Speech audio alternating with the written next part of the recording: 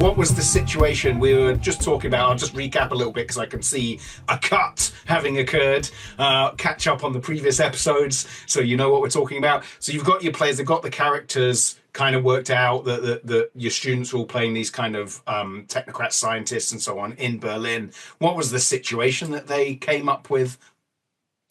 So we were playing a very noirish, dark, smoky, tension-filled game where they were ordered by their superiors. Actually, one of their superiors, a French woman who's one of the people in charge of the secret organization called Justine Cavray, known as the Cadaver inside the organization. And It's just writing itself. yeah, they were trying to hunt down a former kind of like SS officer and Right. kind of fringe science figure who supposedly died in 1945, a guy called Karl Geisler. But Geisler had been seen around, and there'd been rumors, and the secret organization really want to get their hands on Geisler. So that was the core of it. And the entire thing started in medias res with them running through the streets of Berlin, chasing someone that they'd been to interview because they thought they might know where Geisler is. So it started with a chase scene.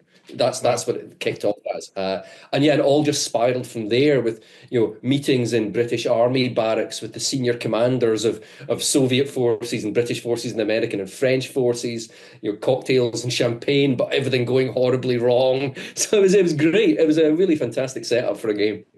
So this is, yeah, it's really collaborative, right? It's not as straightforward as the GM has a prepared, that's quite nice. Preparing knife, prepared scenario in front of them that you kind of run the players through. Everyone's throwing stuff in. It's that kind of game, right? Yes. Or if you're, say, running a convention game, the Mm, person who's going to be GMing it can sit down and prepare the situation themselves. right. And in Okay. in the games themselves, there will be a set of pre-prepared situations. So if you just want to go, Right.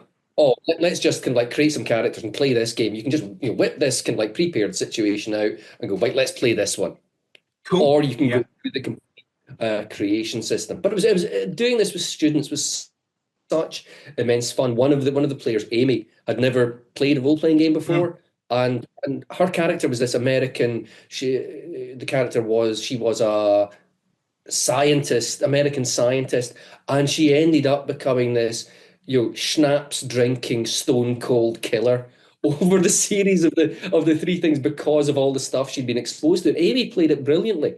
She was really, really great at kind of like you saw the changes in this character's perspectives and ideas over just like 3 weeks of play. It was a fantastic brilliant. experience. Brilliant.